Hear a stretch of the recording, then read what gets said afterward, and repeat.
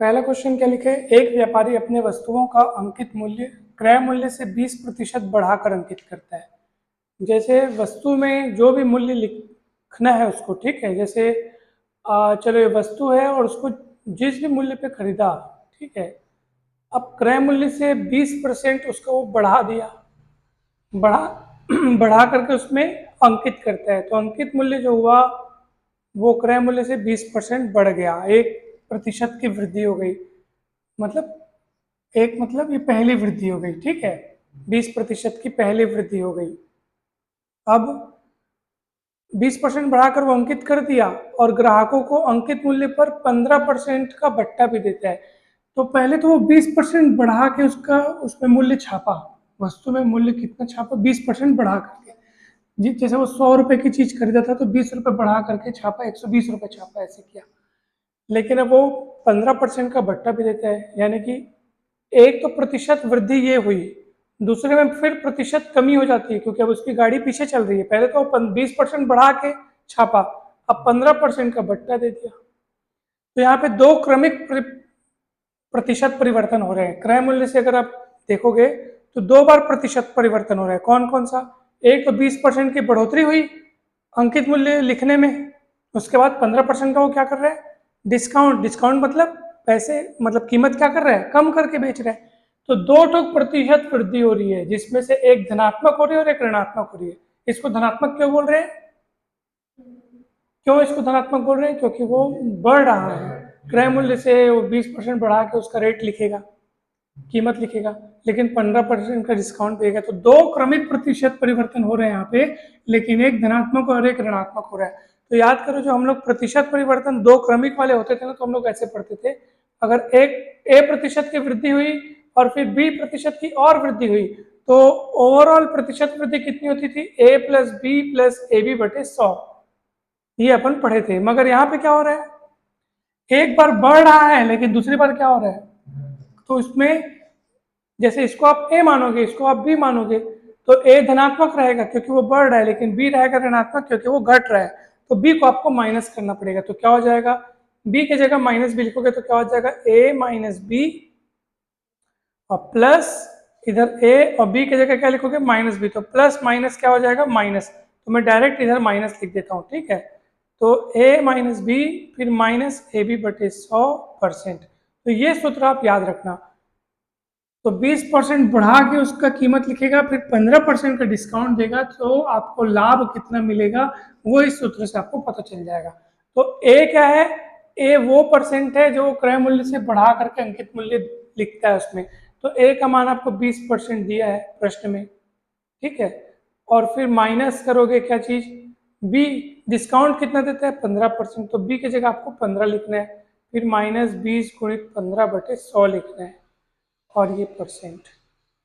आप इसको सॉल्व कर लो, 20 एकम 20 पंचे 100, 5 एकम 5 दिए 15, 20 में से 15 जाएगा तो 5, 5 में से 3 जाएगा तो 2% का उसको लाभ होगा। यस। और हम लोग सोच रहे थे कि 20% बढ़ा के लिखता है फिर 15% कम करता है तो 5% का उसको फायदा होगा, लेकिन ऐसा नहीं है, ठीक है। यहीं से गणित नहीं लगाना है कि 20 - 15 यानी 5, आपको सॉल्व करना है। ए बढ़ोतरी है इसलिए ए धनात्मक में है, बी वापस कम हो रहा है, बट्टा कट रहा है मतलब कम हो रहा है, इसलिए बी ए धनात्मक में और क्या है, बी ऋणात्मक में यहाँ पे। तो ये सूत्र आप याद रखना। मेरे से ना फॉर्मूला ये वाला फॉर्मूला लिखा है तो एक के आसपास आ रहा था, ऑप्शन में तो ये लिखा है। हाँ,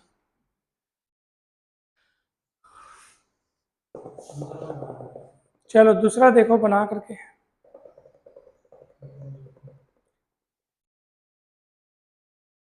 आप इसको ऐसे भी बना सकते हो, 100 रुपये मान करके बना सकते हो।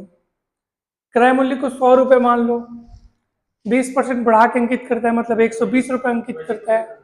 फिर 120 में 15% का क्या करता है, डिस्काउंट देता है वो, यानी 12 और 6 18 रुपये का वो डिस्काउंट देता है।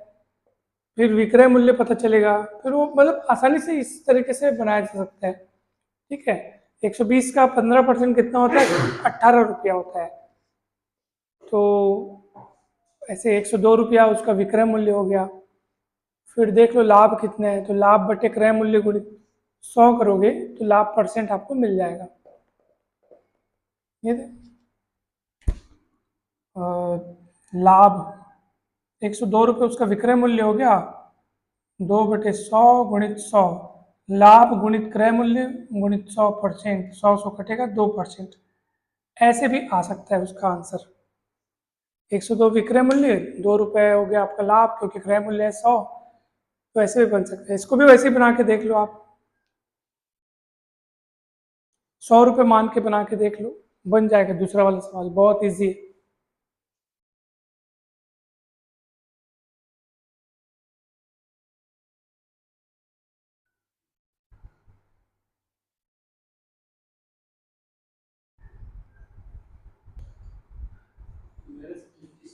अपन मान लिए क्रय मूल्य 100 रुपये है, अब क्रय मूल्य 100 रुपये मान लिए। अब पहले तो ये देखो कि उसको 20% का लाभ होना चाहिए, तो वो उसको बेचेगा कितने में, पहले आपको देखो। तो विक्रय मूल्य उसका क्या होगा, विक्रय मूल्य क्या होना चाहिए, देखो उसको 20% का लाभ होता है ना, तो ऑब्वियस सी बात है 120 रुपये में बेचेगा वो, क्योंकि 100 + 20, 100 का अगर आप 20% निकालोगे तो 20 रुपये आएगा, तो विक्रय मूल्य 120 रुपया हो गया उसका। लेकिन वो 120 रुपये में बेचता तो है, लेकिन वो 20% का बट्टा देने के बाद 120 रुपये में बेच रहा है। इसका मतलब उस वस्तु पर उसने कीमत 120 रुपये नहीं लिखी है, ज्यादा लिखी है, क्योंकि 20% का डिस्काउंट दिया है। तो अब आपको उसका अंकित मूल्य ज्ञात कर लेना है फटाफट। हाँ, अंकित मूल्य कैसे ज्ञात करोगे बताओ, तो विक्रय मूल्य अगर आपको पता है तो विक्रय मूल्य गुणित 100/100 माइनस डिस्काउंट %, तो विक्रय मूल्य 120 गुणित 100 80 कटेगा, ठीक है। 8 एकम 8 15 150 रुपया, तो 150 रुपये क्या आ गया उसका अंकित मूल्य आ गया।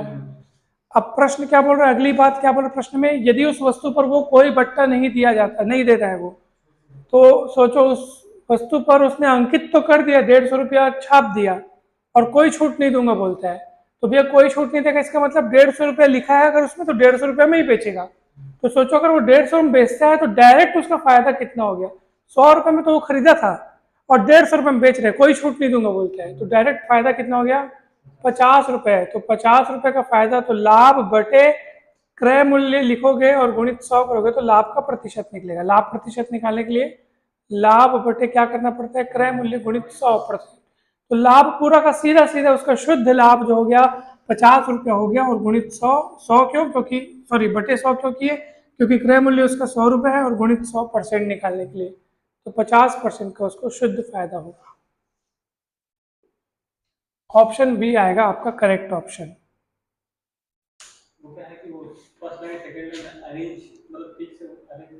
हाँ,